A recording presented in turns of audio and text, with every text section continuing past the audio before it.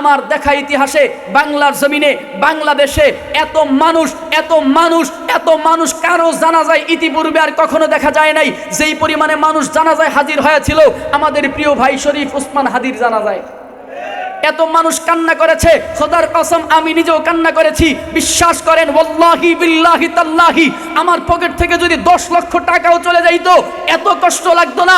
যদি আমার এই ভাই শরীফ ওসমান হাদি যদি দুনিয়া থেকে বিদায় না হয়ে যাইতো, আল্লাহ যদি এই বান্দাকে সুস্থ রাখতো, বিনিময়ে যদি আমার 10 লাখ টাকাও নেওয়া যাইতো, এত কষ্ট অন্তত আমাদের দিলের মধ্যে লাগতো না। যুবক, এজন্য তোমাদের কথা হলো, জানেন আফসোসের ব্যাপার হলো, দুঃখের কথা হলো, সেই আমার দেশ পত্রিকার মধ্যে একটা কলাম পড়েছিলাম, পত্রিকার মধ্যে একটা নিউজ দেখেছি। যে কি নিউজ? যারাই ভারতের আধিপত্যবাদের বিরুদ্ধে যারা হুঙ্কার তুলেছে, আওয়াজ তুলেছে, এদেরকে ঠিক 50 জনের একটা টার্গেট করা হয়েছে। কয়জন বলেন না, কয়জন? যারা ভারতের আধিপত্য থেকে আমার বাংলাদেশকে যারা হেফাজত করতে চায়, এরকম 50 জনের একটা তালিকা লিস্ট তৈরি করা হয়েছে। এর মধ্যে 1 নম্বরে ছিল বিএনপির মুখপাত্র জনাব তারেক রহমান, এরপরে গণ অধিকার পরিষদের সেই নুরুল হক নুরু সহ, সার্জিস আলম, হাসানাত আব্দুল্লাহ সহ আরো অনেকদের নাম দেখেছি। তার মধ্যে উলামায়ে কেরামদের মধ্যে 1 নম্বরের যার নাম ছিল, তিনি আমাদের শেরে তাজ, আমাদের মাথার মুকুট, আমাদের আইডল আল্লামা মামুনুল হকের নাম এসেছে। 2 নম্বরে চরমনাই পীরের নাম এসেছে। আমরা বলতে চাই, ভারতের আধিপত্য বিস্তারকারীরা, কি মনে করেছো তোমরা এক শরীফ ওসমান হাদিকে দুনিয়া থেকে বিদায় করেছো? এক শরীফ ওসমান হাদি বিদায় হয়েছে তো লক্ষ শরীফ ওসমান হাদি তৈরি হয়ে যাবে। যৌবনকালকে কাজে লাগাও। যেমনে কাজে লাগায় গেল আমাদের সেই বীর আবু সাইদ, আমাদের মুগ্ধ, আমাদের শরীফ ওসমান হাদি। আওয়াজ করে বলো ঠিক কিনা? এই জন্য যৌবনকাল থেকে গনিমত মনে করো, দুনিয়ার লাইনও এটাকে গনিমত মনে করো, আখিরাতের লাইনও গনিমত মনে করো। শরীফ ওসমান হাদি আমার দেশকে ভালোবেসেছে, কোরআনকে মহব্বত করেছে। এই শরীফ ওসমান হাদি ছিল একজন হাফিজুল কোরআন, একজন মাদ্রাসা পড়ুয়া ছাত্র ছিল, গালের মধ্যে দাড়ি ছিল। যদিও সে দেশের সেবা করতে এসেছিল, এই ছেলেটার ভিতরে ভারতের আধিপত্যবাদের কোনো পরোয়া ছিল না। যারা আমার এই সোনার বাংলাকে ভারতের অঙ্গরাজ্য বানায় দিতে চেয়েছিল, সোনার এই বাংলাকে যারা ফ্যাসিস্টের দোসর বানায় দিতে চেয়েছিল, শরীফ ওসমান হাদি একাই ইনকিলাব মঞ্চ তৈরি করে সেই ভারতের আধিপত্যবাদের বিরুদ্ধে রুখে দাঁড়িয়েছে। দেশের মানচিত্র যারা বিক্রি করে দিতে চায় তাদের বিরুদ্ধে রুখে দাঁড়িয়েছে। যুবক, তোমাদেরকেও বলবো, ইসলামের জন্য, দ্বীনের জন্য, দেশের জন্য তোমরা একজন শরীফ ওসমান হাদি হয়ে যাও। কি নসিহত করলেন পয়গম্বর? বলেন ইগতানিম খামসান ক্বাবলা খামসিন। 5 জিনিসের পূর্বে 5টা জিনিসকে গনিমত মনে করো, নিয়ামত মনে করো। ইগতানিম, গনিমত মনে করো। 5টা জিনিস আসার পূর্বে 5টা জিনিসকে কদর করতে শিখো। 5টা জিনিস আসার পূর্বে 5টা জিনিসের মূল্যায়ন করবা। 1 নম্বরের নসিহত, 1 নম্বরের উপদেশ পয়গম্বর বলেন শাবাবাকা ক্বাবলা হারামিক। বলে গোলাম, তোমার বার্ধক্য আসার পূর্বে তুমি তোমার যৌবনকালটাকে গনিমত মনে করবা। 2 নম্বরের নসিহত পয়গম্বর বলেন ওয়াসিহাতাকা ক্বাবলা সাকামিক। অসুস্থতা আসার পূর্বে তুমি তোমার এই সুস্থতার হায়াতটাকে, জীবনটাকে, সুস্থতাকে গনিমত মনে করে, নিয়ামত মনে করে কদর করবা। 3 নম্বর পয়গম্বর বলেন ওয়াগিনাআকা ক্বাবলা ফাকরিক। দরিদ্রতা আসার পূর্বে তুমি তোমার এই সচ্ছলতার জীবনটাকে গনিমত মনে করে, নিয়ামত মনে করবা। 4 নম্বর পয়গম্বর বলেন ওয়া ফারাগাকা ক্বাবলা শুগলি। ব্যস্ততা আসার পূর্বে তুমি তোমার এই অবসর সময়টাকে গনিমত মনে করো, নিয়ামত মনে করো, কদর করো। 5 নম্বর রাসূল বলেন ওয়া হায়াতাকা ক্বাবলা মাউতি। মৃত্যু আসার পূর্বে তুমি তোমার এই যৌবনকালটাকে, হায়াতের জীবনটাকে গনিমত মনে করো, কদর করো। একটু বিস্তারিতর দিকে যদি আগাই, 1 নম্বরের নসিহত পয়গম্বর বললেন শাবাবাকা ক্বাবলা হারামিক। বার্ধক্য আসার পূর্বে তুমি তোমার যৌবনকালটাকে গনিমত মনে করো। যৌবনকালের অনেক দাম আল্লাহর কাছে। যৌবনকালটা বড় দামি একটা সময়, বড় দামি একটা সময়। যেই যৌবন কালটাকে বলা হয় গোল্ডেন লাইফ, সোনালী যুগ বলা হয় প্রতিটা মানুষের এই যৌবন কালটাকে। প্রতিটা মানুষের জীবন প্রবাহের এই ধারাটা তিনটা সময়ের মধ্যে বিভক্তি। একটা সময় হলো প্রতিটা মানুষের জীবনের মধ্যে, একটা সময় হলো শৈশবকাল, আরেকটা সময় হলো যৌবনকাল, আরেকটা সময় হলো বৃদ্ধকাল। প্রতিটা মানুষ এই তিনটা কালের মধ্যে প্রবাহিত করে তার জীবনটাকে। শৈশবকালে মানুষগুলো বড় অসহায় থাকে, পরনির্ভর হয়ে থাকে। এই যে ছোট ছোট এই দুইটা মাসুম বাচ্চা দেখা যায়, এই ছোট বাচ্চাগুলো শৈশবকালে এরা পদার্পণ করেছে। এদের এই শৈশবকালটা হলো অসহায় এবং পরনির্ভরশীল। কারণ এই সন্তানগুলো, এই ছোট বাচ্চাগুলো চাইলে তাদের নিজের মন মতো এরা চলতে পারবে না, ফিরতে পারবে না। এরা চাইলেই এদের মতো করে, নিজেদের মতো করে এরা স্বাধীনভাবে চলাফেরা করতে পারে না। এরা চাইলেই নিজের মতো ইনকাম করতে পারে না, চাইলে নিজের মতো পড়তে পারে না, চাইলে নিজের মতো পোশাক নিতে পারে না। কারণ এদের বাবা মা আছে, এদের গার্ডিয়ান আছে, এদের অভিভাবক আছে। অভিভাবক যেইভাবে চালায় ওরাও ঠিক সেইভাবেই নিজেদেরকে পরিচালিত করতে হয়।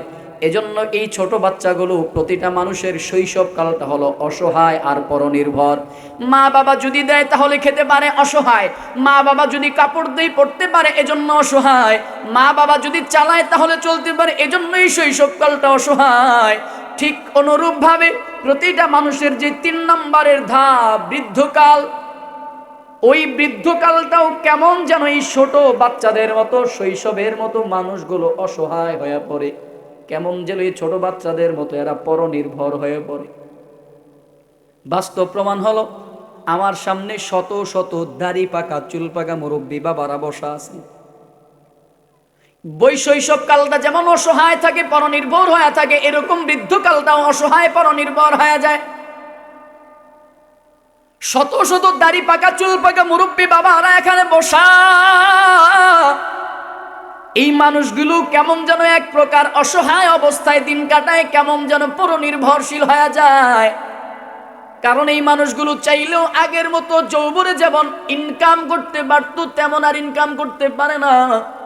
এজন্য সন্তানের আশ্রয়ে নিজেদেরকে রাখতে হয়। বাজান, কথাগুলো একটু মিলায় দেখবেন, কথাগুলো খেয়াল করে দেখবেন। এই বুড়া বয়সে এই মানুষগুলো, যেই মানুষগুলো একেবারে থরথরে বুড়া হয়ে গেছে, নিজের ইনকাম নাই, এজন্য সন্তান খাওয়াইলে এরা খাইতে পারে, সন্তান কাপড় চোপড় দিলে এরা পড়তে পারে, সন্তানের উপরে কেমন যেন এরা অধীনস্থ হয়ে যায়, সন্তানের উপরে কেমন যেন এরা পরনির্ভরশীল হয়ে গেল। এজন্য প্রতিটা মানুষের এই 3টা জীবন, 1 নম্বরে শৈশব, আর 1 নম্বরে হলো বৃদ্ধকাল। এই 2টা কালই হলো মানুষের জন্য অসহায় একটা সময়। বাকি থাকে যৌবনকাল। যৌবনকাল, এই যৌবনকালটা আপনার আমার জীবনে বড় দামি। এই যৌবনকালটা আপনার আমার জীবনের বড় গুরুত্বপূর্ণ একটা সময়, যাকে বলা হয় গোল্ডেন লাইফ, সোনালী যুগ বলা হয়, সোনালী সময় বলা হয়। এই যৌবনকালটা কেমন দামি, কেমন দামি, কেমন দামি জানো? আল্লাহর কাছেও এই যুবকদের অনেক দাম।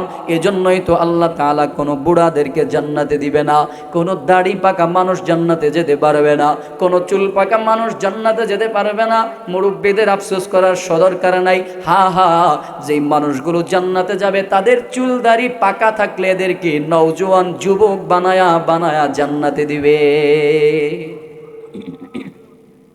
যুবকদের অনেক দাম, যুবকদের অনেক কদর। ওই যে শুরুতেই বললাম, যুবকরা যদি চায় দেশ পরিবর্তন করে ফেলতে পারে।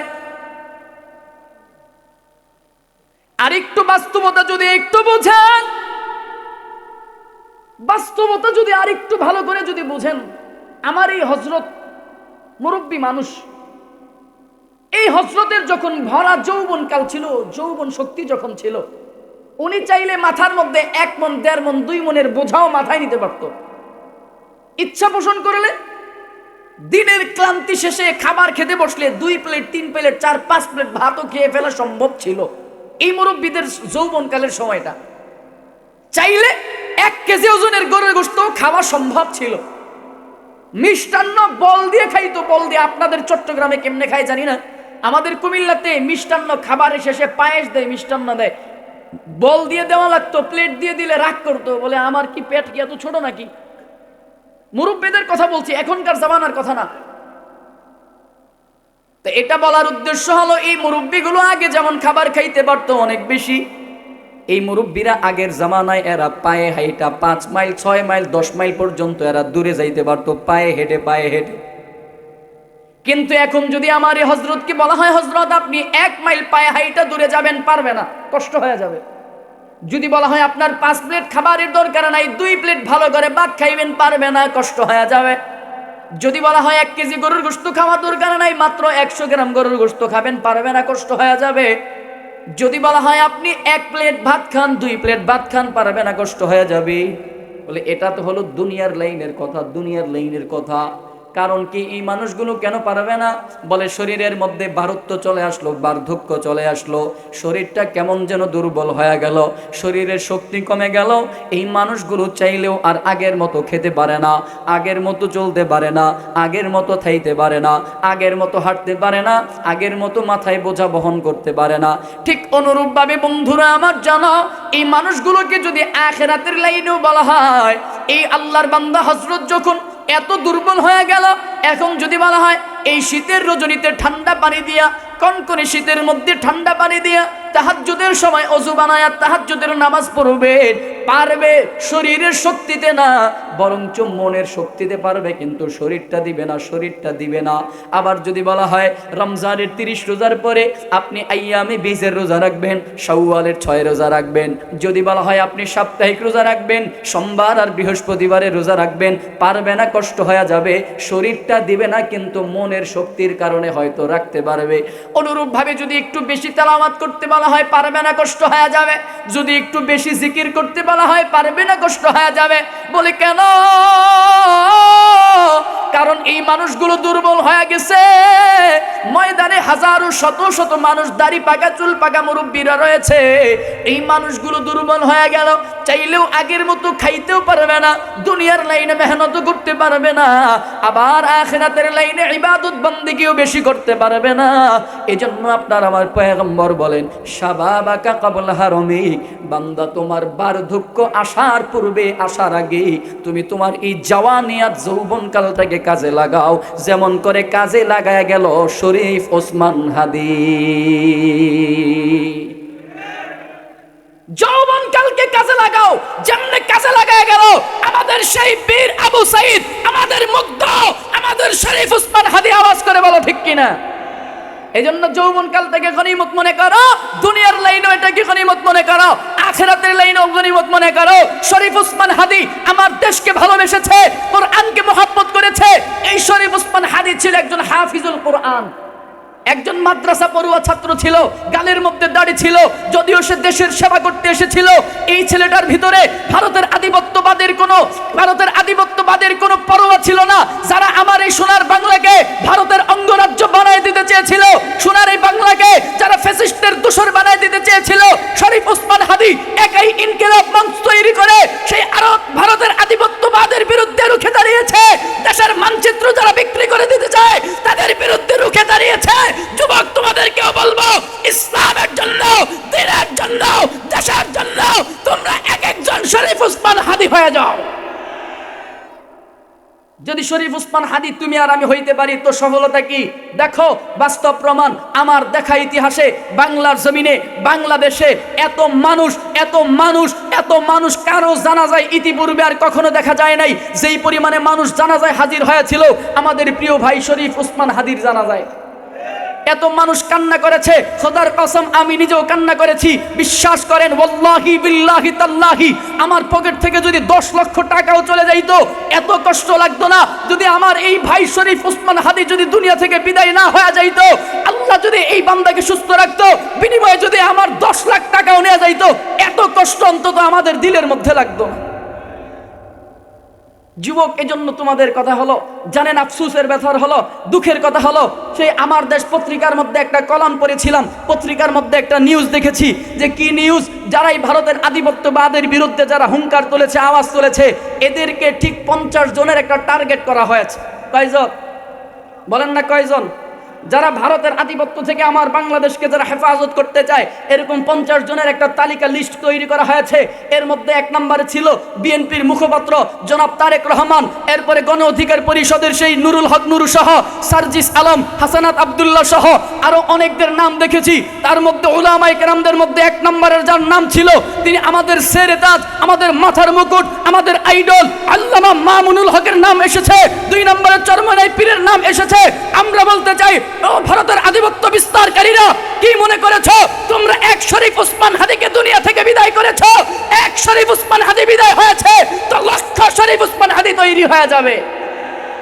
এক মামুনুল হক বিদায় হবে তো লক্ষ মামুনুল হক তৈরি হয়ে যাবে। এক চরমনাই পীর বিদায় হবে, লক্ষ চরমনাই পীর তৈরি হয়ে যাবে সোনার বাংলাদেশকে রক্ষা করার জন্য।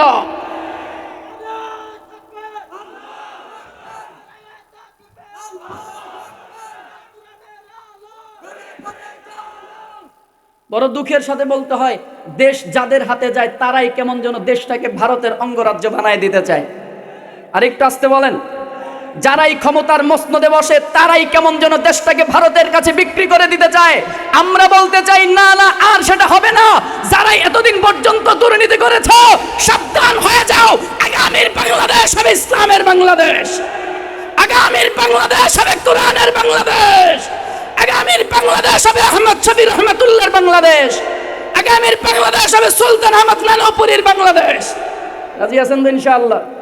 যাদের হাতে যায় ক্ষমতা, দেশ যেন বাপের ভিটা, রাখতে চেয়ে শুরু করে ভারতের পাচাটা। আওয়াজ করে বলেন ঠিক কিনা? যাদের হাতে যায় ক্ষমতা, দেশ যেন বাপের ভিটা, রাখতে চেয়ে শুরু করে বিদেশিদের পাচাটা। বিদেশিদের কথা মতো চালায় তারা নিজের দেশ। দেখতে দেখতে গোল্লায় গেল আমার সোনার বাংলাদেশ, দেখতে দেখতে গোল্লায় গেল আমার সোনার বাংলাদেশ। একে একে শেষ করেছি, সবার দেখা হইল শেষ। দেখতে দেখতে গোল্লায় গেল আমার সোনার বাংলাদেশ, দেখতে দেখতে গোল্লায় গেল আমার সোনার বাংলাদেশ। স্বাধীনতার বয়স বেড়ে এত বছর পেরোলাম, নেতারা তো সবই পেল, আমরা বলো কি পেলাম? শান্তির লাগি কান্দা মরি, শান্তির কোথাও নাহি লেশ। দেখতে দেখতে গোল্লায় গেল আমার সোনার বাংলাদেশ, দেখতে দেখতে গোল্লায় গেল আমার সোনার বাংলাদেশ। বড় দুঃখের সাথে বলতে হয়, এটা কি আছে স্টেজে? যারা আমার প্রাণের রসুলের ইজ্জতটাকে নিয়ে ছিনিমিনি খেলে, আল্লামা শাহ আলা সুলতানি দামাত বারকাতুহুমের স্টেজে এই প্রাণ কোম্পানির পানি থাকবে, এটা তো মেনে নেওয়া যায় না। এই খিরামের মাটিতে প্রাণের পানি চলবে, এটা তো মেনে নেওয়া যায় না। যারা আমার রাসূলের ইজ্জতের দুশমন, যারা আমার নবীর খাতামুন নবিয়্যিনের দুশমন, এদের মতো বেঈমান মুনাফিক, এদের মতো কাফেরের কোনো পণ্য আমরা চট্টগ্রামের মাটিতে চলতে দিব না। এগুলো খেয়াল করবেন। এই প্রাণ কোম্পানির পানি কেন আসবে? যারা আমার রাসূলের ইজ্জতের চাদর নিয়ে টানাটানি করে, খাতামুন নবিয়্যিনের চেয়ার নিয়ে যারা টানাটানি করে, এদের মতো বেঈমানদের কোনো পণ্য আমরা চট্টগ্রামের মাটিতে হতে দেব না। সারা বাংলাদেশ বুঝি না, আজ থেকে একটা প্রতিজ্ঞাবদ্ধ হন। আমাদের সেরে তাজ আল্লামা পীর সাহেব মধুপুরী দামাত বারকাতুহুর আলিয়ার কথা অনুযায়ী বলতে চাই, প্রতিজ্ঞাবদ্ধ হন, ওয়াদাবদ্ধ হন। আমাদের জাতীয় মসজিদ বাইতুল মুকাররমের আল্লামা আব্দুল মালিক হাফিজাহুল্লাহর কণ্ঠের সাথে কণ্ঠ মিলিয়ে বলতে চাই, হযরত ফতোয়া দিয়েছেন এই আরএফএল আর প্রাণ কোম্পানির পণ্য ব্যবহার করা আমাদের জন্য হারাম। এই প্রাণ আর আরএফএল এর পণ্য বর্জন করা আমাদের জন্য ফরজ। এজন্য সারা বাংলাদেশ বুঝি না, আপনাদের এই খিরাম আর চট্টগ্রামই খিরামের মাটি হবে। এই কি বলে কাদিয়ানীদের, দালালদের, কাদিয়ানীদের পণ্য মুক্ত ইনশাআল্লাহ খিরাম তৈরি হবে। রাজি আছেন ইনশাআল্লাহ? আপনারা এই নিয়ত করতে পারেন ইনশাআল্লাহ? এই খিরামের মাটিতে কোনো কাদিয়ানীদের কোনো পণ্য আমরা চলতে দিব, কোনো প্রাণের কোনো পণ্য চলতে দিব, কোনো আরএফএল এর পণ্য আমরা ব্যবহার করব। আল্লাহ কবুল করুক, পড়েন আমিন। কি যেন বলছিলাম? 1 নম্বর নসিহত, 1 নম্বর উপদেশ কি? শাবাবাকা ক্বাবলা হারামিক। নবীজি সাল্লাল্লাহু আলাইহি ওয়াসাল্লাম 1 নম্বরের উপদেশ দিলেন, যুবক, বৃদ্ধকাল আসার পূর্বে তুমি তোমার যৌবনকালটাকে কাজে লাগাও, যৌবনকালটাকে গনিমত মনে করো। বার্ধক্য আসার পূর্বে তুমি তোমার যৌবন কালটাকে গনিমত মনে করে, নিয়ামত মনে করো। কারণ যখন বার্ধক্য চলে আসবে তখন যৌবনের জন্য যাওয়া নিয়তের জন্য আফসোস করবা, আফসোস করেও তখন কোনো লাভ আর ফায়দা হবে না। পয়গম্বর আকরাম সাল্লাল্লাহু আলাইহি ওয়াসাল্লাম 2 নম্বরে নসিহত করলেন, ওয়াসিহাতাকা ক্বাবলা সাকামিক। 2 নম্বরে পয়গম্বর বলেন, অসুস্থতা আসার পূর্বে তুমি তোমার সুস্থতার এই জীবনটাকে গনিমত মনে করে, নিয়ামত মনে করো। অসুস্থতা আসার পূর্বে সুস্থতার জীবনটাকে গনিমত মনে করো, নিয়ামত মনে করো। যখন অসুস্থতা চলে আসবে তখন বুঝবা সুস্থতা কেমন দামি সম্পদ ছিল, সুস্থতা কেমন দামি জিনিস ছিল, দামি। গ্রামের যুবক বন্ধুরা, বৃদ্ধ বাবারা, আমার পর্দার অন্তরালের মায়েরা, ভালো করে শোনো। সুস্থতাও আল্লাহর পক্ষ থেকে একটা নিয়ামত, অসুস্থতাও আল্লাহর নিয়ামত। আল্লাহ তাআলা বান্দাকে সুস্থতা দিয়েও পরীক্ষা করবেন, আবার অসুস্থতা দিয়েও বান্দাকে পরীক্ষা করবেন। وَلَنَبْلُوَنَّكُمْ بِشَيْءٍ مِّنَ الْخَوْفِ وَالْجُوعِ وَنَقْصٍ مِّنَ الْأَمْوَالِ وَالْأَنفُسِ وَالثَّمَرَاتِ وَبَشِّرِ الصَّابِرِينَ। আল্লাহ তাআলা বলেন, গোলাম আমি তোমাদেরকে পরীক্ষা করব। কি দিয়ে পরীক্ষা করব? মানে ক্ষুধা দিয়ে পরীক্ষা করব, ক্ষুধা দিয়ে পরীক্ষা করব। খাউফ মানে ভয় দিয়ে পরীক্ষা করব, ভয়। আল্লাহ তাআলা বলেন, ওয়াল আমওয়াল, সন্তান দিয়ে পরীক্ষা করব, সম্পদ দিয়ে পরীক্ষা করব। ওয়াস সামারাত, ফলমূল দিয়ে পরীক্ষা করব। আল্লাহ বলেন, আমি তোমাদেরকে মাঝে মাঝে এই সুস্থতা দিয়েও পরীক্ষা করব, অসুস্থতা দিয়েও বান্দা তোমাদেরকে পরীক্ষা করব। এই পরীক্ষার মধ্যে সফল কাম হওয়ার জন্য ধৈর্য সহকারে আপনাকে আমাকে মোকাবেলা করা দরকার। এজন্য বন্ধুরা আমার, সুস্থতাও আল্লাহর নিয়ামত, অসুস্থতাও আল্লাহর নিয়ামত। তবে অসুস্থতা হওয়ার পূর্বে সুস্থতার জীবনটাকে গনিমত মনে করো। এই আপনাদের আশেপাশে যত হসপিটালগুলো আছে, এই হসপিটালগুলোর মধ্যে মাঝে মাঝে আপনারা সফর করবেন। ফটিকছড়িতে যাবেন, নাজিরহাটে যাবেন, হাটাজারিতে যাবেন, চট্টগ্রাম হসপিটালগুলোর মধ্যে মাঝে মাঝে গিয়ে দেখবেন কত মানুষের হাত নাই, কত মানুষের পা নাই, কত মানুষের জবান নাই, কত মানুষের চক্ষু নাই, কত মানুষের পেটের মধ্যে সমস্যা। আমি বিশ্বাস করি যেই মানুষটা কোনোদিন চোখে দেখে নাই, এই মানুষটার কাছে গিয়ে যদি আপনি অপশন দেন, অফার দেন, তোমার জন্য 2টা অপশন রাখা হলো। একটা অপশন হলো তুমি চোখের আলো ফিরে পাবা, আরেকটা অপশন হলো তুমি 5 কোটি টাকা পাইবা। বলো তুমি টাকা নিবা নাকি আলো নিবা? টাকা নিলে চোখের আলো আর কোনোদিন পাবা না, চোখের আলো নিলে টাকা আর পাবা না। আমি বিশ্বাস করি যে এই মানুষটা কোনোদিন মাকে দেখে নাই, এই মানুষটা বলবে আমার টাকা লাগবে না, এই আমার টাকা দরকার নাই, চোখের আলো দরকার। কারণ জীবনে কোনোদিন মাকে মা দেখি নাই, বাবাকে কোনোদিন চোখ দিয়ে দেখলাম না, আল্লাহর এই সুন্দর পৃথিবীটা কোনোদিন দেখতে পারলাম না। আমার টাকা দরকার নাই, চোখের আলো দরকার। চোখের আলোটা আমি বিশ্বাস করি এই মানুষটা চোখের আলো গ্রহণ করবে। অনুরূপভাবে যে মানুষটা কথা বলতে পারে না, বোবা বোবা, ওই মানুষটার সামনেও গিয়েও যদি বলা হয় তুমি টাকা নিবা নাকি জবান নিবা, কথা বলার শক্তি নিবা, আমি বিশ্বাস করি এই মানুষটা বলবে টাকা লাগবে না, টাকা দরকার নাই, আমার জবান দরকার, জবান। কারণ এই জবান দিয়ে কোনোদিন মাকে মা বলে ডাকতে পারলাম না,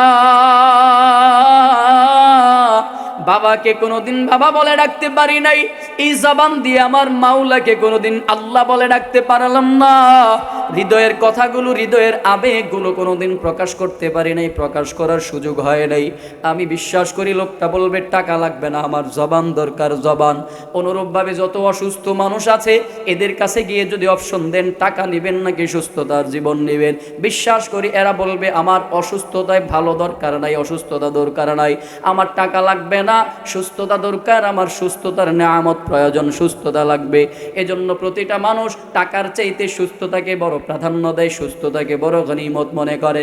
যার বাস্তব প্রমাণ হলো ওই যে 2019 সালে যখন করোনা হয়ে গেল, ওই করোনা ভাইরাসের সময় বাংলাদেশের একটা নামি দামি গ্রুপ এস আলম কোম্পানির মালিক যখন, চেয়ারম্যান যখন অসুস্থ হয়ে গেল, করোনায় যখন আক্রান্ত হয়ে গেল, বাংলাদেশের নামি দামি ডাক্তার সহ বিদেশি দামি দামি ডাক্তারদের কাছে তখন তাকে বলা হয়, ডাক্তারদেরকে তিনি অফার দিলেন, আমার যত অর্থ আছে, আমার যত সম্পদ আছে, সব অর্থ সম্পদগুলো আমি আপনাদেরকে লিখে দিলাম, আমার যত সম্পত্তি আছে সব আপনারা নিয়ে যান, বিনিময়ে আমাকে সুস্থ স্বাভাবিক একটা নিঃশ্বাস গ্রহণ করতে দেন, স্বাভাবিক নিঃশ্বাস নিতে দেন।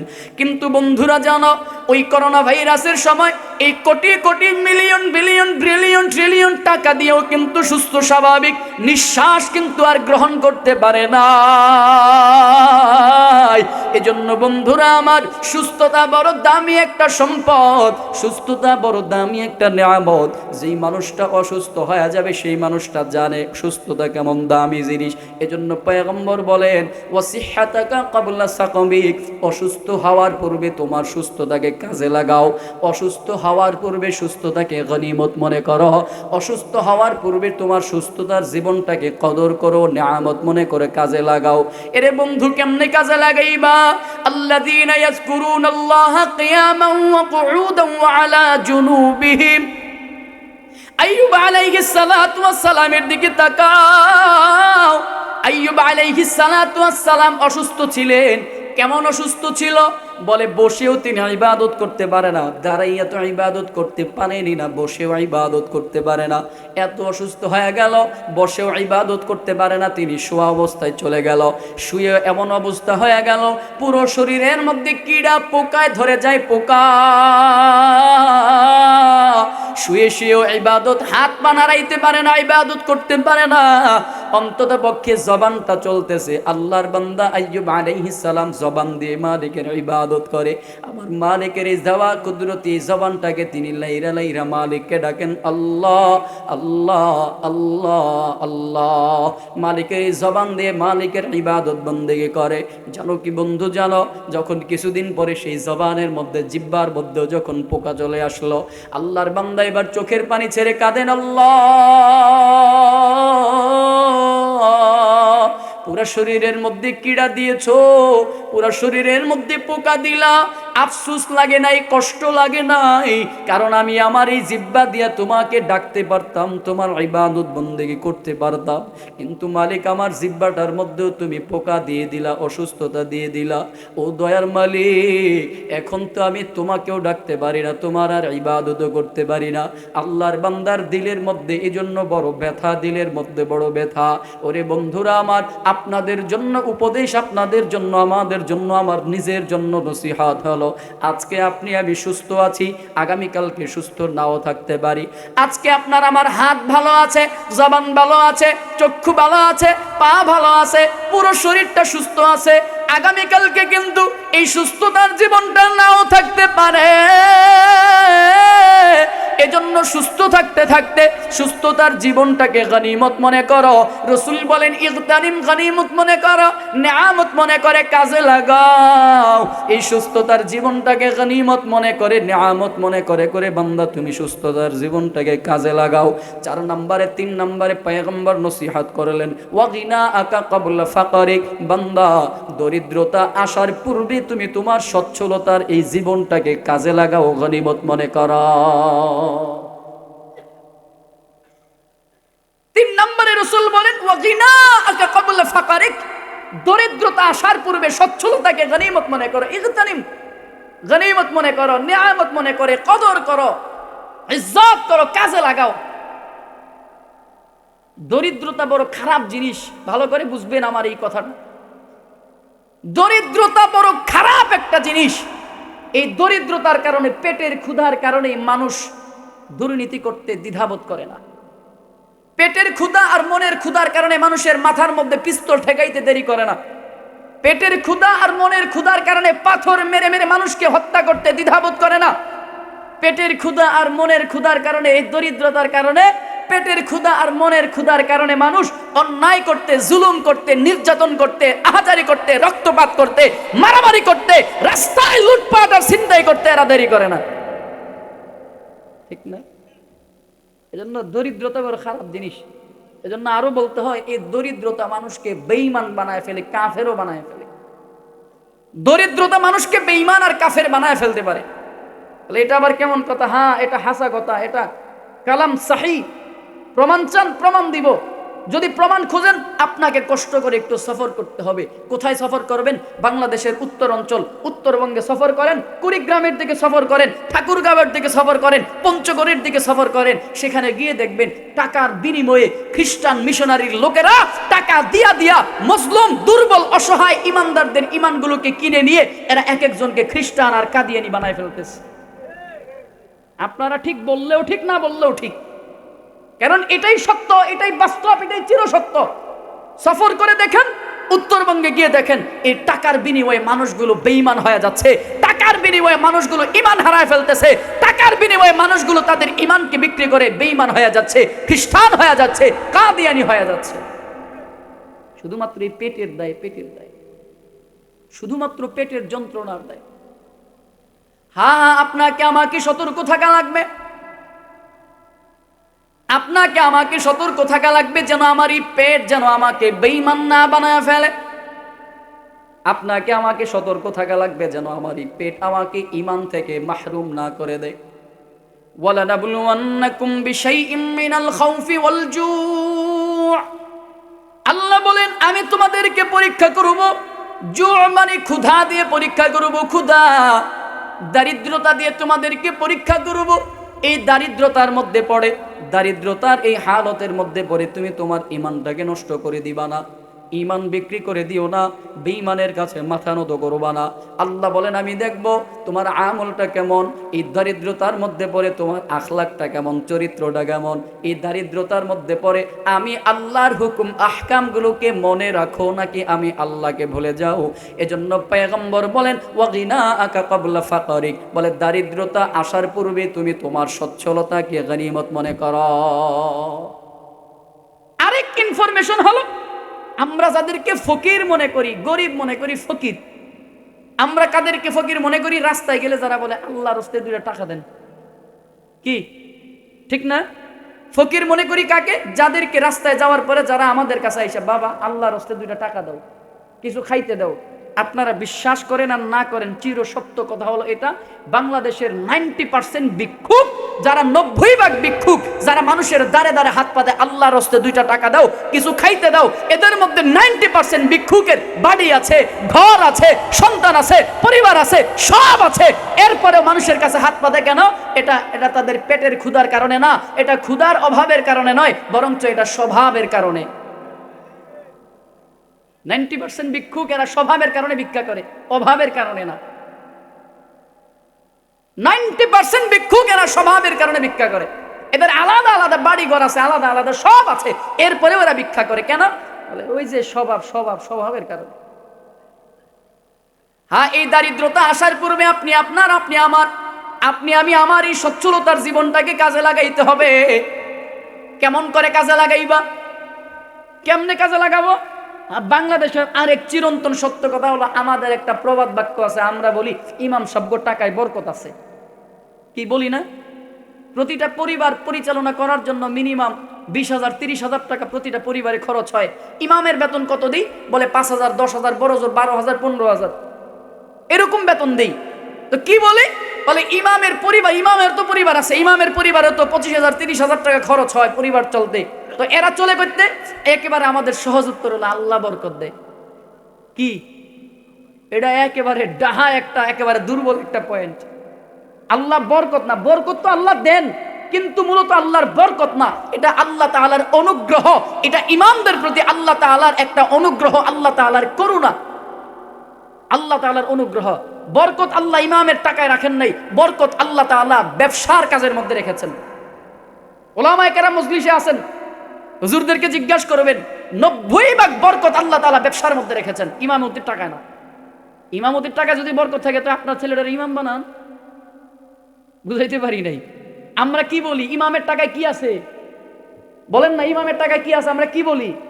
এটা ফাও কথা, এই কথা বললেন না। ইমামের টাকায় আল্লাহ অনুগ্রহ করেন, ইমামকে আল্লাহ দয়া করে চালান, ইমামকে আল্লাহ তাআলা অনুগ্রহপূর্বক চালান। আল্লাহ তাআলা বরকত রেখেছেন ব্যবসার মাঝে, পৃথিবীর 90% বরকত আল্লাহ তাআলা ব্যবসার মধ্যে রেখে দিয়েছেন। 90% বরকত আল্লাহ ব্যবসায় রেখে দিয়েছেন। এজন্য দারিদ্রতা আসার পূর্বে সচ্ছলতার জীবনটাকে গনিমত মনে করো, নেয়ামত মনে করো। বলে কেমনে গনিমত মনে করব? আপনার আমার কাছে 5 লাখ টাকা আছে, এই 5 লাখ টাকাটাকে সহিভাবে ব্যবসার মধ্যে কাজে লাগায়া দেন। 5 লাখ নাই, 2 লাখ আছে, 2 লাখই কাজে লাগায়া দেন, ব্যবসার কাজে লাগান। বলে তাও নাই, 1 লাখ আছে, সেই 1 লাখ টাকাও ব্যবসার কাজে লাগান। তাও নাই, বলে 50,000 আছে, সেই 50,000 টাকাই বুঝে শুনে ভালো কাজের মধ্যে ব্যবসার কাজে ইনভেস্ট করেন, ব্যবসায় কাজে লাগান। একটু মোহাব্বতে বলেন বরকত দিবেন কে? এবার আবার আবার এটা কইরেন না যে হুজুর কয়ে গেছে তো ব্যবসায় লাগাইতাম, লাগামো, সমস্যা কি? 5 লাখ টাকা আছে, নে সুদের ব্যবসার মধ্যে লাগাই দে, আইবো মাসে মাসে 10,000 12,000 টাকা। কে? আপনারা আবার দলিল দেন না, হুজুর আপনি তো কয়ে গেছেন ব্যবসা লাগাইতে, শুধু তো একটা ব্যবসা, লাগাইবেন নি আপনারা? সুদে ব্যবসায় লাগাবেন আপনারা? সুদের টাকা লাগাবেন? এটা হালাল না হারাম? আরেকটু আসতে বলেন, আরেকটু আসতে বলেন। ওমা এটি উল্টা কি আসতে গেলাম না, জোরে কোন। দরিদ্রতা আসার পূর্বে তুমি তোমার সচ্ছলতার জীবনটাকে কাজে লাগাও, গনিমত মনে করো। চলেন বাবা, আর বেশি সময় হয়তো বিরক্ত করা লাগবে না, একটু মনোযোগের সাথে আর 20 থেকে 30 মিনিট সময় আমাকে একটু মোহাব্বতের সাথে দিবেন। জানো কি বন্ধু, জানো পয়গম্বর 3 নম্বরে নসিহত এটা করে গেলেন।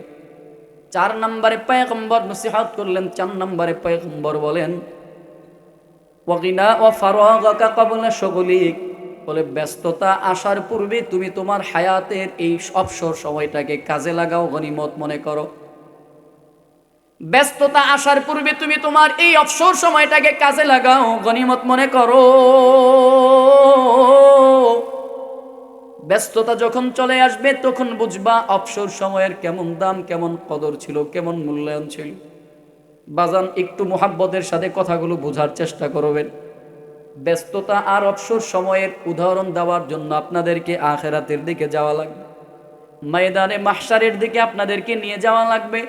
একটু মোহাব্বতের সাথে কথাগুলো বোঝার জন্য চেষ্টা করবেন। আল্লাহ পাক রব্বুল আলামিন বলেন ইয়াউমা ইয়াতি লা তাকাল্লামু নাফসুন ইল্লা বিইذনি। এ বাজান আমার দিকে মনোযোগ দিন, আমার দিকে তাকান, পিছনে না, আমার দিকে তাকান। সূরা হুদের 105 নম্বর আয়াতে কারিমার মধ্যে আল্লাহ তাআলা জানায়া দেন ইয়াউমা ইয়াতি লা তাকাল্লামু নাফসুন ইল্লা বিইذনি ফামিনহুম শাকিয়্যুন ওয়া সাঈদ। আল্লাহ বলেন এমন একটা সময় আসবে, এমন একটা দিন আসবে যেই দিন মানুষগুলো কেউ কোনো কথা বলতে পারবে না। লা তাকাল্লামু নাফসুন, কেউ কোনো কথা বলবে না, কথা বলবে না ইল্লা বিইذনি, আল্লাহর অনুমতি ছাড়া, আল্লাহর অনুমতি ব্যতীত। আল্লাহ তাআলা বলেন এমন একটা দিন, এমন একটা সময় যেই দিন মানুষগুলো কথা বলার সাহস করবে না, কথা বলতে চাইবে না। ওই দিন আপনি আমি কি করব? বলে ওই দিন আপনি আমি মুজরিমের মতো, অপরাধীর মতো, আপনি আমি সেই দিন অপরাধীর মতো হাঁটু দুইটা জমিনের মধ্যে গাইরা দিলে দিলে আল্লাহর কাছে চোখের পানি ছেড়ে ছেড়ে বলবো আল্লাহ আমাকে বাঁচাও, আমাকে বাঁচাও, আমাকে বাঁচাও। এই আয়াতের ব্যাখ্যার দিকে একটু যাব, কারণ এই আয়াতের ব্যাখ্যার দিকে একটু গেলে বুঝতে পারবেন পয়গম্বর আপনার আমার জন্য কেমন মোহাব্বত, কেমন পাগল পারা ছিলেন। এই আয়াতের ব্যাখ্যার মধ্যে তাফসীরে জাকারিয়া সহ বিভিন্ন তাফসীরের কিতাবগুলোর মধ্যে পাওয়া যায় লা তাকাল্লামু নাফসুন ইল্লা বিইذনি। আল্লাহ বলেন কেউ কোনো কথা বলার সাহস করবে না, কিন্তু পয়গম্বর বলেন ওই দিন হা হা নবী পয়গম্বরেরা আল্লাহ তাআলার অনুমতি নিয়া, আল্লাহ তাআলার অনুমতি সাপেক্ষে নবী পয়গম্বরেরা কথা বলবে। জানো কি বন্ধু, জানো ওই দিন নবী পয়গম্বরেরা সেদিন কি বলবে জানো? আল্লাহর পয়গম্বর সাল্লাল্লাহু আলাইহি ওয়াসাল্লাম জানায়া দেন ইয়াকুলু আদমু সফিউল্লাহি আলাইহিস সালামু নাফসি ويقول نوح نجيح الله عليه السلام نفسي ويقول عيسى روح الله عليه السلام نفسي ويقول يوسف صديق الله عليه السلام نفسي ويقول موسى كليم الله عليه السلام نفسي। জানো কি বন্ধু, জানো ওই দিন তোমার আমার পয়গম্বর জানায়া দেন ওই দিন আদম নবী বলবেন আল্লাহ আমাকে বাঁচাও। নবী পয়গম্বরেরা সেদিন কথা বলবে, কি কথা বলবে জানো? পয়গম্বর বলেন, আদম নবী বলবেন, আল্লাহ আমাকে বাঁচাও, আমাকে বাঁচাও, নফসি নফসি, আমাকে বাঁচাও। নূহ নাজিহুল্লাহ বলবেন, আল্লাহ আমাকে বাঁচাও, আমাকে বাঁচাও, আমাকে বাঁচাও। মূসা কালিমুল্লাহ বলবেন, আল্লাহ আমাকে বাঁচাও, আমাকে বাঁচাও, আমাকে বাঁচাও। ইব্রাহিম খলিলুল্লাহ বলবেন, আল্লাহ আমাকে বাঁচাও, আমাকে বাঁচাও। নূহ নাজিহুল্লাহ বলবেন, আল্লাহ আমাকে বাঁচাও। ঈসা রূহুল্লাহ বলবেন, আল্লাহ আমাকে বাঁচাও। এক কথায় আদম নবী থেকে আখিরি জামানার পয়গম্বর পর্যন্ত, আদম নবী থেকে ঈসা রূহুল্লাহ পর্যন্ত সব নবীরা বলবেন, আল্লাহ আমাকে বাঁচাও, নফসি নফসি, আমাকে বাঁচাও। জানো কি বন্ধু, জানো ওই দিন তোমার আমার প্যারা পয়গম্বর মুহাম্মদুর রাসূলুল্লাহ পয়গম্বর সেদিন কি বলবেন? ফায়াকুলু রাসূলুনা, ফায়াকুলু হাবিবুনা, ফায়াকুলু সাইয়্যিদুনা, ফায়াকুলু মুরশিদুনা, ইয়া রাব্বি উম্মতি উম্মতি। ওই দিন তোমার আমার পয়গম্বর নিজের জন্য কাঁদবে না, ওই দিন তোমার আমার পয়গম্বর মা বাবার জন্য কাঁদবে না, ওই দিন তোমার আমার পয়গম্বর আত্মীয় স্বজনের জন্য কাঁদবে না, ওই দিন তোমার আমার পয়গম্বর বন্ধু বান্ধবের জন্য কাঁদবে না। পয়গম্বরের জবান দিয়ে একটাই আওয়াজ, আল্লাহ আমার উম্মতকে বাঁচাও, আমার উম্মতকে বাঁচাও, আমার উম্মতকে বাঁচাও। জানো কি বন্ধু, জানো ওই দিন তোমার আমার পয়গম্বর সেদিন তোমাকে আমাকে নিয়ে বড় পেরেশান থাকবে, বড় পাগল পারা থাকবে। আর ওই ময়দানে মাহশারটা কেমন হয়ে যাবে জানো? আল্লাহ পাক রব্বুল আলামিন বলেন, ফামিনহুম শাকিয়্যুন ওয়া সাঈদ। মানুষগুলো সেই দিন দুইটা দলে বিভক্ত হয়ে যাবে। বলে একটা দল হবে শাকিয়্যুনের অন্তর্ভুক্ত, আর একটা দল হবে সাঈদের অন্তর্ভুক্ত। একটা দল হবে শাকিয়্যুনের অন্তর্ভুক্ত, আরেকটা দল হবে সাঈদের অন্তর্ভুক্ত। বলে শাকিয়্যুন কারা? বলে শাকিয়্যুন হলো তারা যারা হবে পোড়া কপাল্লা, যারা হবে বদকপালওয়ালা, যারা হবে হতভাগা, যারা হবে দুর্ভাগা, তারা হবে শাকিয়্যুনের অন্তর্ভুক্ত। এক কথায় যারা হবে জাহান্নামী। আরেকটা দল হবে সাঈদের অন্তর্ভুক্ত। বলে সাঈদ কারা? বলে যারা হবে চাঁদ কপালওয়ালা, জান্নাতি। এক কথায়, সহজ কথায়, ওই দিন মানুষগুলো দুইটা দলে বিভক্ত হয়ে যাবে। এ বাবা শোনো, আর 1-2 মিনিট আমাদের আজকের প্রধান আকর্ষণ হযরত মাওলানা আব্দুল্লাহ আল মারুফ হাফিজাহুল্লাহ চলে আসছেন। একটু মোহাব্বতে বলেন খুশি না বেজার? নারে তাকবীর, নারে তাকবীর। হযরত মাওলানা আব্দুল্লাহ আল মারুফ সাহেবের আগমন। আলহামদুলিল্লাহ, আমাদের প্রধান মেহমান, প্রধান অতিথি, প্রধান আকর্ষণ মাওলানা আব্দুল্লাহ আল মারুফ হাফিজাহুল্লাহ চলে আসছেন। এখনই আলোচনা শেষ, আর 2 মিনিট, যেহেতু এই পয়েন্ট একটা ধরেছিলাম, এই পয়েন্টটা শেষ করি। 1 মিনিট আর 2 মিনিটের মধ্যে শেষ। আল্লাহ পাক রব্বুল আলামিন ওই দিন বলেন, ফামিনহুম শাকিয়্যুন ওয়া সাঈদ। মানুষগুলো সেদিন দুইটা দলে বিভক্ত হয়ে যাবে। একটা দল হবে শাকিয়্যুনের অন্তর্ভুক্ত, আরেকটা দল হবে সাঈদের অন্তর্ভুক্ত। এক কথায়, একটা দল হবে চাঁদ কপালওয়ালা জান্নাতি, আরেকটা দল হবে পোড়া কপালওয়ালা জাহান্নামী। ওই জান্নাতি দলের মানুষগুলো যারা, জাহান্নামী দলের মানুষগুলো যারা, কসম খোদার ওই দিন কিন্তু কোনো দল থাকবে না। এরে যুবক বন্ধু আমার শোনো, যেই দলের জন্য, যেই পদের জন্য, যেই মতের জন্য তুমি আজকে বড় পেরেশান পাগল পারা, এরে যুবক বন্ধু আমার, যেই দলের জন্য তুমি আজকে মানুষের মাথার মধ্যে পিস্তল ঠেকাও, যেই মানুষের জন্য তুমি বুকের মধ্যে পাথর মেরে হত্যা করো, যেই দলের জন্য, যেই মতের জন্য তুমি আজকে উদ্ধরনীতি করতে দ্বিধাবোধ করো না, দুঃশাসন করতে দ্বিধাবোধ করো না, কাউকে আঘাত করতে দ্বিধাবোধ করো না, কাউকে অত্যাচার যন্ত্রণা নির্যাতন করতে দ্বিধাবোধ করো না, আল্লাহর কসম ওই ময়দানে মাহশারে আল্লাহ তাআলার এই 2 দল ব্যতীত অন্য কোনো দল থাকবে না। জান্নাতি দল আর জাহান্নামী দল ব্যতীত কোনো দল থাকবে না। ওই দিন আওয়ামী লীগও থাকবে না, ওই দিন বিএনপিও থাকবে না, ওই দিন জামাতও থাকবে না, ওই দিন চরমনাই থাকবে না, খেলাফত থাকবে না, হেফাজত থাকবে না, কোনো দল থাকবে না, কোনো মত থাকবে না। দল হবে 2টা, একটা দল হবে সাঈদের অন্তর্ভুক্ত, আরেকটা দল হবে শাকিয়্যুনের অন্তর্ভুক্ত। একটা দল হবে জান্নাতি, আরেকটা দল হবে জাহান্নামী।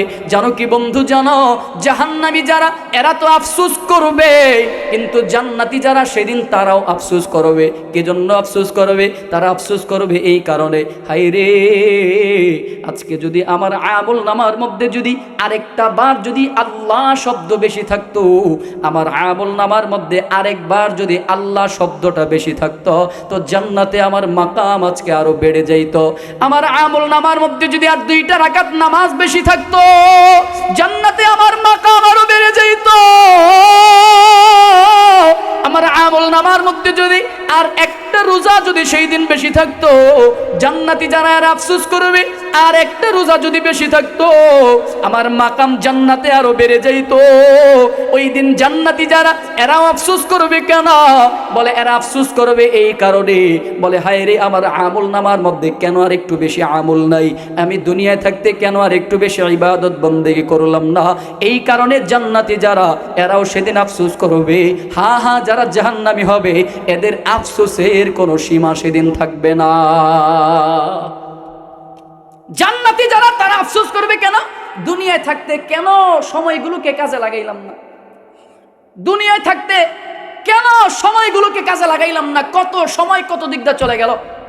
যুবক, সেদিন তুমি আমি আফসোস করব, ফেসবুকিং করতে করতে আমার কত সময় চলে গেল, ইউটিউবিং করতে করতে আমার কত সময় চলে গেল, আমি দুনিয়ার লাইনে কত সময় পার করে দিলাম। হ্যাঁ, ওই দিন যদি আমি এই সময়গুলো বেহুদা না কাটায়া যুবক গার্লফ্রেন্ডের পিছনে, বয়ফ্রেন্ডের পিছনে, বন্ধু বান্ধব আর চাষ্টল আর রেস্টুরেন্টের পিছনে সেই দিন সময়গুলো নষ্ট না করে যদি আমার মালিকের জিকিরের জন্য যদি জবানটাকে কাজে লাগাইতে, সেই দিন আমার মালিকের জন্য আফসোস করবা। ওই দিন তুমি আমি আফসোস করবো এই কারণে, আরে দুনিয়া থাকতে সময়গুলোকে যদি ইবাদতের পিছনে যদি কাজে লাগাইতাম তো জান্নাতে আমার মাকাম আরো বেড়ে যেত, জান্নাতে আমার অবস্থান আরো বেড়ে যেত। এজন্য ওই জান্নাতীরা সেদিন আফসোস করবে, আর জাহান্নামী যারা এদের আফসোসের কোনো সীমা থাকবে না, আফসোসের কোনো সীমা রেখা সেদিন থাকবে না। এরা বলবে হ্যাঁ আল্লাহ আমাকে আরেকটা সুযোগ দেন, দুনিয়াতে আরেকবার আমাকে পাঠান, আমি দুনিয়াতে গেলে আমার চাইতে বড় আবেদ, আমার চাইতে বড় জাকের, আমার চাইতে বড় ইবাদত করে নেওয়ালা আর একজনও খুঁজে পাবেন না, আরেকটা বার সুযোগ আমাকে আপনি দেন। কিন্তু সেদিন এই আফসোস করলেও কোনো লাভ, ওই আফসোস করলেও কোনো কাজে সেদিন আসবে না। সেই দিন এত আফসোসের কোনো কাজে আসবে না, আফসোস করতেই পারবো কিন্তু ফায়দা সেদিন হবে না। শেষ কথা, রসুলের 4 নম্বরের নসিহত ছিল ও ফারাগাকা ক্বাবলা শুগলিক, ব্যস্ততা আসার পূর্বে অবসর সময়টাকে কাজে লাগাও। কেমনে কাজে লাগাবো? চাষটলে, বন্ধু বান্ধব, রেস্টুরেন্টের গল্প গুজবের আড্ডায়, নাকি মালিকের ইবাদতে? একটু বলেন না কার ইবাদতে? কেমনে কাজে লাগাবো? বন্ধু বান্ধবের আড্ডায়, বন্ধু বান্ধবের আড্ডায়, ফেসবুকিং ইউটিউবিং এর মধ্যে দিয়ে, নাকি আল্লাহর ইবাদতের মাধ্যমে? আল্লাযীনা ইয়াযকুরুনাল্লাহা কিয়ামান ওয়া কুউদা, বলে এরাই তো হলো সফল কাম ব্যক্তি। কারা? বলে যারা বসা অবস্থায়, দাঁড়ানো অবস্থায়, যারা মালিকের সর্ব অবস্থায় এরা শরণাপন্ন করে জিকির করে, এই জিহ্বাটাকে যারা ব্যস্ত রাখে। এজন্য আপনাদের প্রতি শেষ কথা, আমার কথা না, রসুলের জবানের এই কথাগুলো আপনাদেরকে যতটুকু সম্ভব এই অল্প সময়ের মধ্যে শোনানোর চেষ্টা করলাম। কথার মধ্যে যদি ভুল ত্রুটি থাকে ক্ষমা সুন্দর দৃষ্টিতে দেখবেন। 5টা নসিহতের 4টা নসিহত শেষ হলো, আর একটা নসিহত বাকি রইল। আল্লাহ হায়াতে যদি কোনো দিন বাঁচায়, কখনো যদি আশা হয়, ইনশাআল্লাহ বাকি আলোচনা আপনাদেরকে সেখান থেকে শোনাবো। কথাগুলো যতটুকু বললাম, কথার মধ্যে ভুল ত্রুটি থাকলে ক্ষমা সুন্দর দৃষ্টিতে দেখবেন। আমার জন্য দোয়া করবেন, আমি আপনাদের জন্য প্রাণ ভরে দোয়া করি। আল্লাহ তাআলা আমাদের সবাইকে দুনিয়াতে যেমন আমরা একসাথে বসেছি, জান্নাতে আমাদের সবাইকে একসাথে বসার তৌফিক আল্লাহ দান করুক। পড়েন আমিন। আমার জন্য দোয়া চাই, প্রত্যেকের জন্য দোয়া চাই, দোয়া করবেন। আসসালামু আলাইকুম ওয়া রাহমাতুল্লাহি ওয়া বারাকাতুহু।